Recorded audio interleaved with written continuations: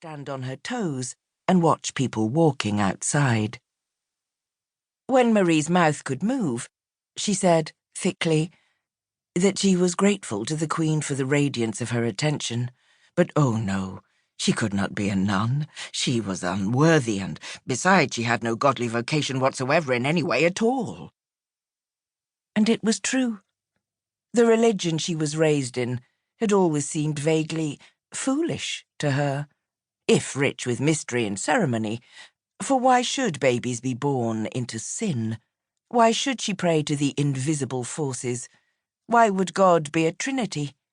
Why should she, who felt her greatness hot in her blood, be considered lesser because the first woman was moulded from a rib and ate a fruit, and thus lost lazy Eden? It was senseless. Her faith had twisted very early in her childhood. It would slowly grow ever more bent into its geometry until it was its own angular, majestic thing. But at 17, in this spare chamber at the court in Westminster, she could be no equal to the elegant and story-loving Queen who, though small in body, absorbed all light, all thought from Marie's head, all breath from her lungs. Eleanor simply looked at Marie, and Marie had not felt so small since she'd last seen Le Main, her 6 Amazon aunts gone to death or marriage or convent, and her mother taking Marie's hand and pressing it to the egg growing between her breasts, smiling hugely but with tears in her eyes, saying, "Oh, darling, forgive me.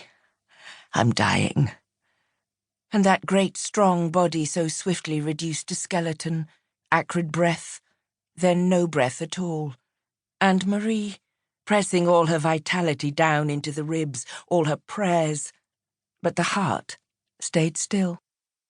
12-year-old Marie's bitter anguish at the high, windy burial ground, and afterward the 2 years of loneliness, because her mother insisted her death remain a secret, for the family wolves would strip the estate from Marie as soon as they heard, she being just a maiden bastardess formed of rape, not entitled to a thing.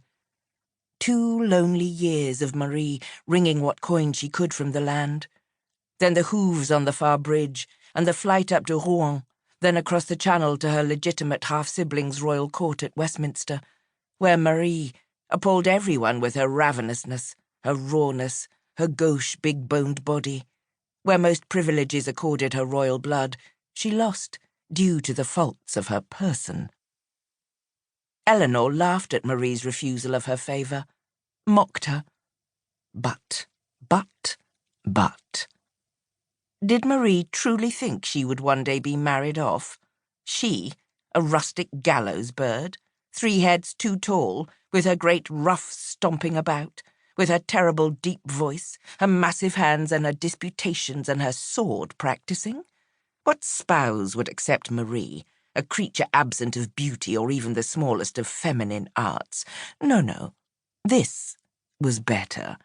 It had long ago been decided, back in the autumn, and her entire family agreed. Marie knew how to run a large estate. She could write in 4 languages. She could keep account books. She did all this so admirably after her mother died, even though still a tender little maiden.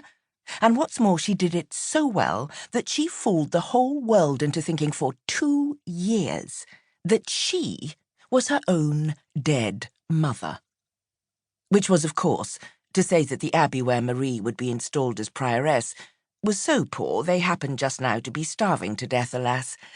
They had fallen out of Eleanor's pleasure some years earlier and had suffered grave poverty ever since.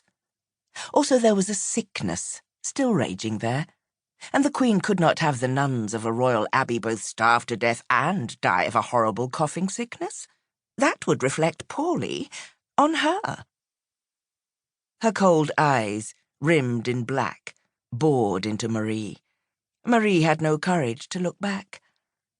The Queen told Marie to have faith.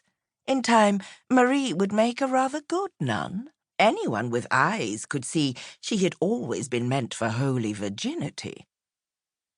With this,